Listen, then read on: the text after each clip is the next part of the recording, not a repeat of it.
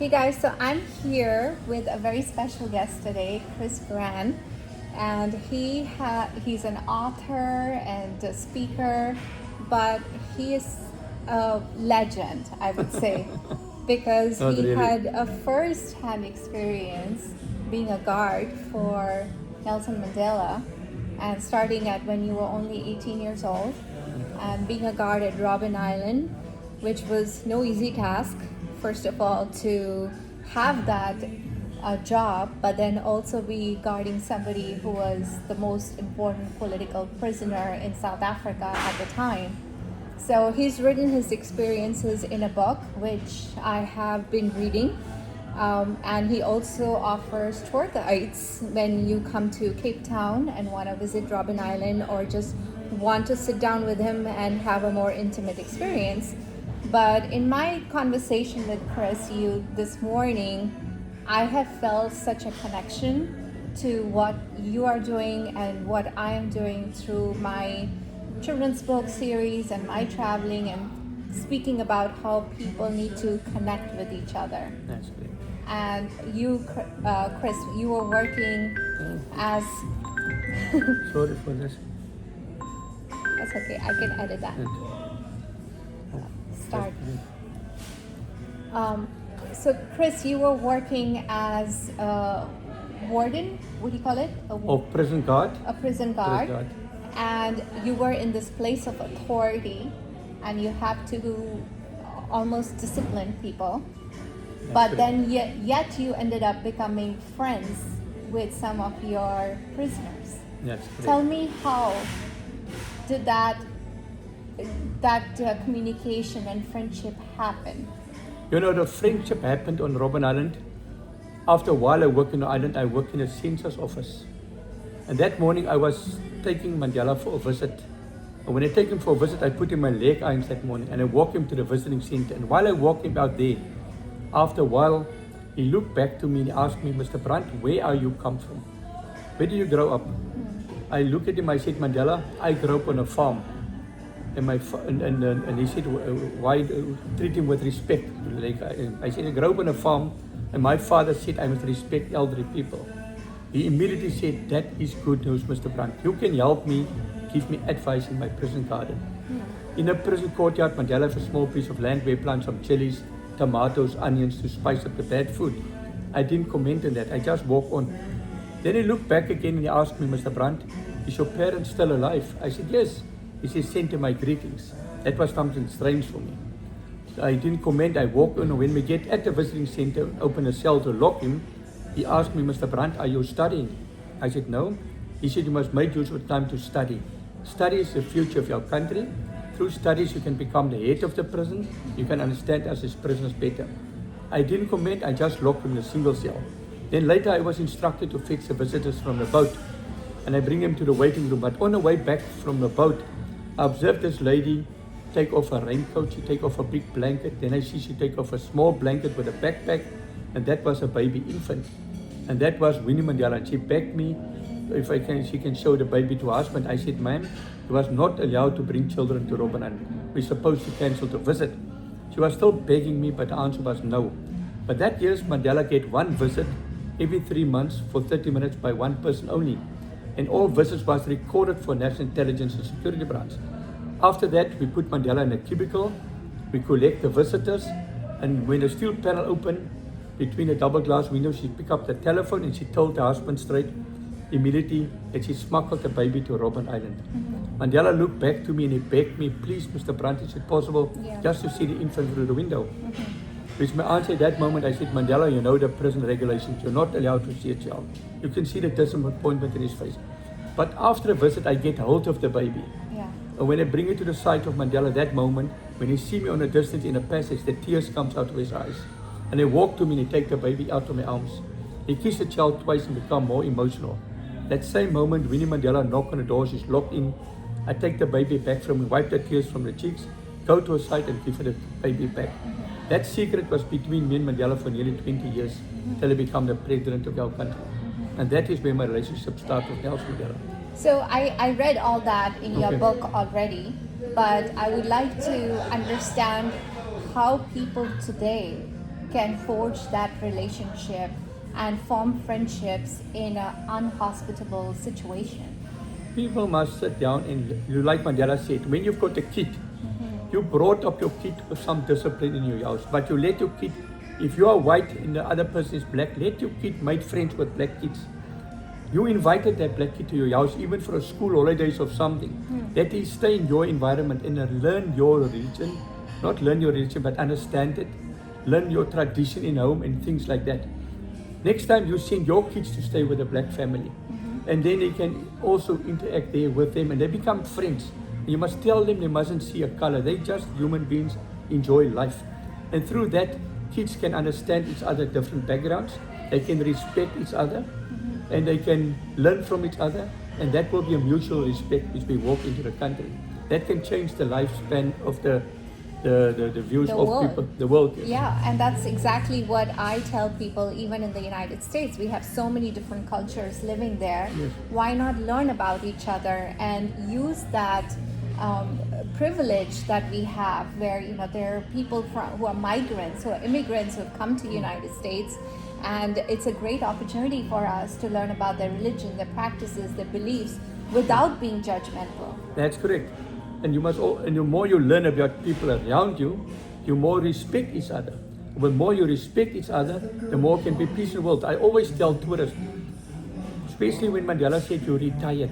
He said when a person retired from work, people think the person is dead, you put a closer coffin, he's dead. But when you retire, you've got money, you can travel the world, you can meet people, you can meet different traditions, cultures and languages, you speak to people. But out of that people, you make a friendship. If I go to Argentina, I met friends there, I keep their friends for life. You met friends all over the world. Yeah. And by friendship, you respect each other, religions and things, Exactly. and then you can bring peace in the world. Yes. And that is how you must change the world, to understand each other. Yeah. Because we're all born with different cultures. But like Mandela said, we're all born with love. But we learn to hate. But love is stronger than hate. We can learn to love each other again Right. without fighting each other. Yes. You know? And it's so important to learn that lesson of love early on in an impressionable mind.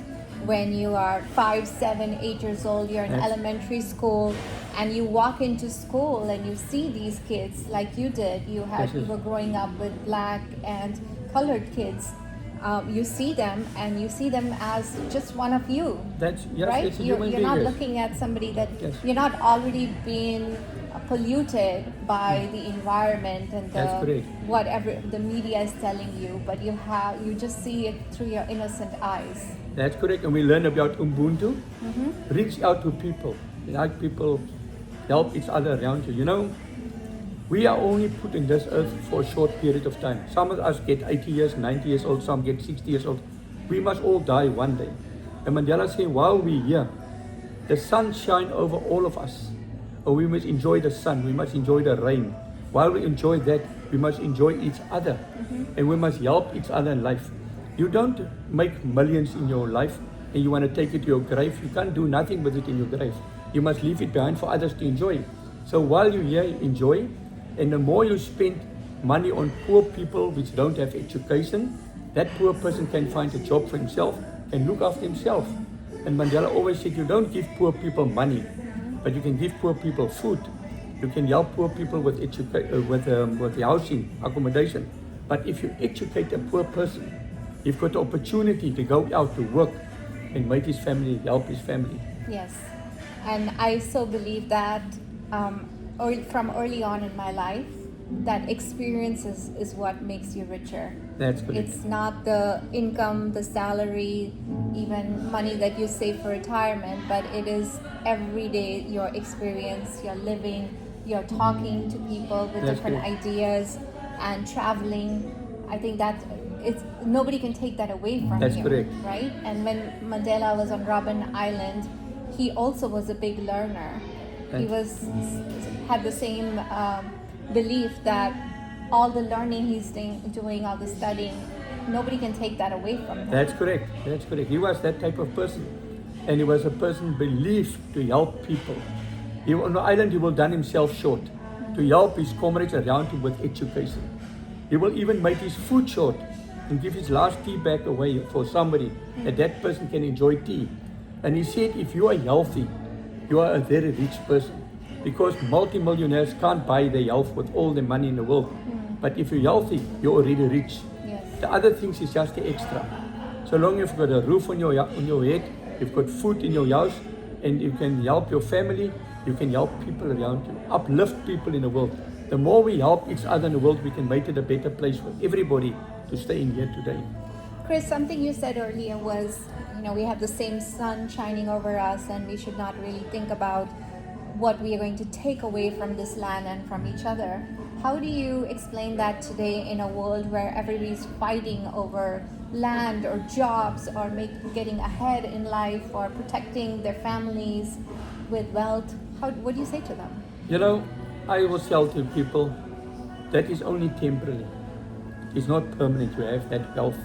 Only temporary you can have this land because you're dead, somebody else take it over. You don't know what happened after you. But like I always think, especially when there was elections in South Africa, I think of Mandela. One day with elections, he said to me, Mr. Brand, you people going to the polls to vote this time. We as black people would love to also put our vote because we want to get this land to become better for everybody who stays in it. But we don't have the opportunity. But remember, when you vote, make sure you vote for the right person. A right person is a good leader. A good leader will sit around a table, negotiate, debate, and discuss and come up with solutions. But if it's a bad leader, he will first go to war. Innocent people will die around him. Then they want to sit around the table and negotiate and debate. But remember, you've got 2 small kids. If you educate your kids correct, become a good leaders, they can be good leaders in the world in the future. We must always not think for ourselves now. We think for the future of this world. How we can make the world a better place for everybody who stays in it, to live in it, and things like that. Exactly. And to your point about good leaders, what if your opinion of a good leader is different from my opinion? How do we talk about it? How do we have a civil discourse? Good leaders will go out to help the people around them, to uplift people. They will sit down and negotiate and try to bring solutions in the country, not one fight another. And we can belong to different political parties. We was friends, and now because of this, you belong to that party, your party is now in power and I'm not in power. We can't fight out political issues. We can still be friends. We can leave our political issues aside. We can still be friends, enjoying sports. We can play sports. We can enjoy coffee together, have lunch together. We can go to parties together. But we still leave our beliefs on the side. And Mandela always said, if there's fight in politics, it's very healthy politics. Because if everybody agree on everything, then there's no politics. But fight, we can sit around a table and we can come to a middle way to help each other and accommodate each other. And that is a healthy politics. He always believed in that. Yeah. Well, I'm so thrilled, Chris, that you took this time to share some of the learnings from Dr. Mandela that you personally got to witness and write in your journal when you were just a young boy. And then you're able to share this with the world today, and it is still so applicable. I think all the things that Chris shared with us, educating our young children to be tolerant, to see each other in the same way and be almost colorblind. Yes. And learn from each other, appreciate our differences, yet see as each other on a humanity level.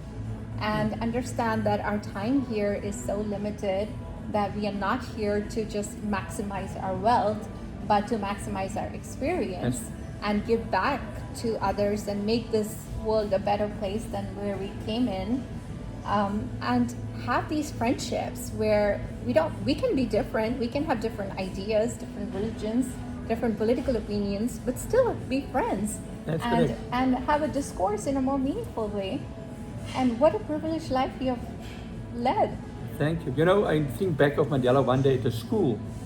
We was walking there, and then the next moment he stopped me. He said, Brand, look there, that black kid have just bite the apple and share it with the white kid. I look at him, I said, Mandela, that kid is so small, they don't see a color, they just enjoy life. He said, Mr. Brand, you're right. That's a rainbow nation I want to see develop in my country. Remember, we tried to change Robben Island into our university. we take over a government, somewhere in the line my comrade's going to fail, and he was failing big time with corruptions in this country. But he said that rainbow nation will stand up and will guide our country in different direction.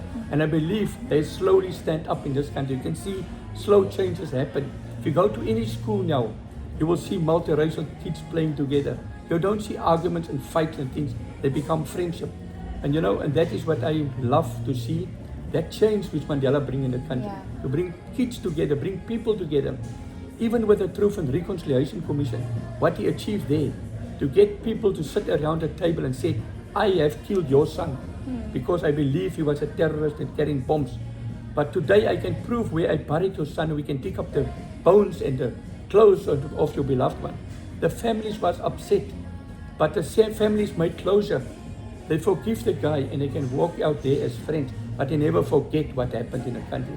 So that was a forgiveness program. If anything happened in South Africa today, which is racial, that will be calmed down and no big issues of burning schools and burning places and things like that. We sit down and take the people to task and that they be punished for things which are done wrong. That's the right way. Yeah. You know, and then that I believe Mandela achieved quite a lot in South Africa. He bring people together in sports, with the Rugby World Cup when he put up the jersey. And if you look in a film called Invictus, Invictus, you will find what happened there.